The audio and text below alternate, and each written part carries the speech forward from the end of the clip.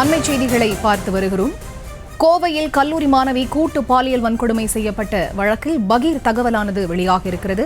இது தொடர்பான விவரங்களோடு இணைப்பில் காத்திருக்கிறார் எமது செய்தியாளர் அருள். அவரிடம் பேசலாம். வணக்கம் அருண், விவரங்களை நீங்க பதிவு செய்யலாம். சரிதா, வணக்கம். அதாவது கோவை விமான நிலையம் பின்புறமாக அந்த கல்லூரி மாணவி கூட்டு பாலியல் வன்கொடுமை செய்த சம்பவத்துல ஒரு புதிய தகவலானது நமக்கு கிடைக்கப்பட்டிருக்கிறது. குறிப்பாக 11 மணி அளவில் அந்த மாணவியை அந்த 3 இளைஞர்கள் தூக்கிச் செல்கின்றனர். அந்த 3 இளைஞர்கள் அங்கிருந்து ஒரு 100 மீட்டர் தொலைவில் வைத்து அந்த மாணவியை பாலியல் வன்கொடுமை செய்த நிலையில தொடர்ந்து ஒரு அரை மணி நேரத்திற்குள்ளாக அங்கிருந்து சுமார் ஒரு 350 மீட்டர் தொலைவில் ஒரு அரசு கல்லூரியின் பின்புறம் இருக்கக்கூடிய ஒரு மோட்டார் அறைக்கு அழைத்து செல்கின்றனர்.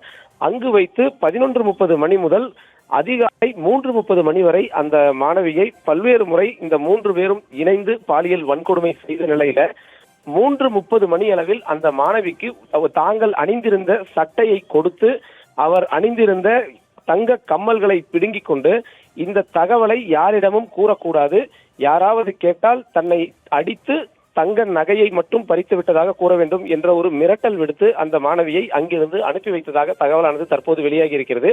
அந்த அனுப்பி வைத்த மாணவி கண்ணீருடன் கதறிக்கொண்டு அங்கிருந்து வந்து மீண்டும் அந்த கார் நின்றிருந்த இடத்தில் வந்து சேர்ந்த பொழுது அந்த இடத்தில் காரும் இல்லை, அந்த அவருடன் வந்து அந்த இளைஞரும் இல்லை என்பதை அறிந்து திகைத்து நின்ற நேரத்தில் தான் ஏற்கனவே அந்த மாணவியின் உடன் வந்த இளைஞர் அளித்த புகாரின் அடிப்படையில் ரோந்து பணியில் ஈடுபட்டிருந்த காவல்துறையினர் இந்த மாணவியை தேடி வந்திருக்கிறார்கள்.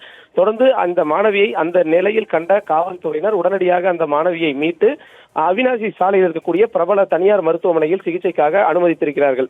இந்த நிலையில தான் அந்த இருசக்கர வாகனத்தை எடுத்துக்கொண்டு அங்கிருந்து தப்பிவிடலாம் என்று அங்கு வந்த அந்த 3 இளைஞர்கள் இருசக்கர வாகனத்தையும் காவல்துறையினர் எடுத்துச் சென்றதை அறிந்துதான் அங்கிருந்து தப்பி தலைமறைவாக ஒரு நாள் முழுவதும் இருந்திருக்கிறார்கள். இந்த சூழல்ல தற்பொழுது இந்த மாணவி தொடர்பாக காவல்துறையினர் விசாரித்ததன் அடிப்படையில் முதற்கட்ட தகவல் என்பது நமக்கு கிடைக்கப்பட்டிருக்கிறது.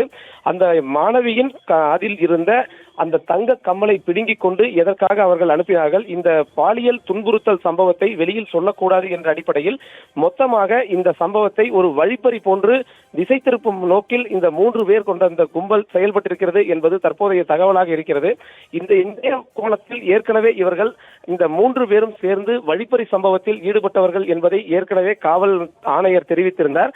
இந்த சூழலில் தான் இந்த தகவலானது தற்போது நமக்கு கிடைக்கப்பட்டு இருக்கிறது. இந்த தகவல் என்பது இந்த வழக்கில் ஒரு அதிர்ச்சி தக்க தகவலாகவே பார்க்கப்படுகிறது. ஃபரிதா,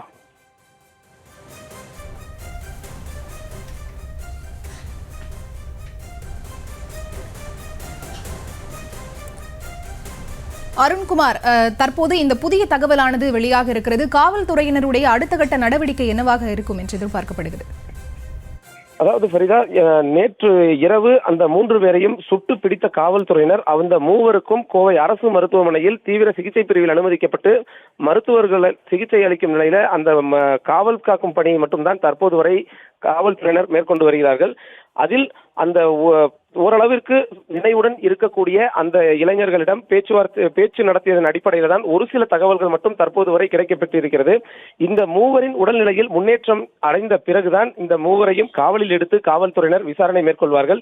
தற்போது ஒவ்வொரு தகவல்களாக வெளிவந்து கொண்டிருக்கக்கூடிய நிலையில இந்த 3 தனியாக காவல் கட்டுப்பாட்டில் எடுத்து விசாரிக்கும் பட்சத்தில் மொத்த தகவலும் வெளியாகும் என்பது தெரிய வருகிறது.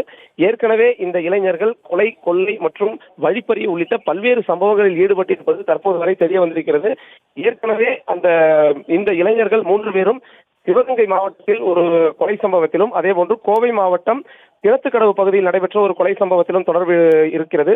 இந்த 3 கூட்டாகத்தான் எல்லா சம்பவத்திலும் ஈடுபட்டு இருப்பது என்பது தற்போது வெளிவந்திருக்கக்கூடிய நிலையில தொடர்ந்து காவல்துறையினர் விசாரணையை நடத்தி வருகிறார்கள். இந்த விசாரணையின் அடிப்படையில் தான் ஒவ்வொரு தகவல்களுமாக கிடைக்கப்பட்டு வருகின்றன. ஒவ்வொரு தகவல்களின் அடிப்படையிலும் காவல்துறையினர் தனித்தனியே விசாரணை மேற்கொள்ளக்கூடிய நடவடிக்கையை மேற்கொண்டு வருகிறார்கள். சரிதா.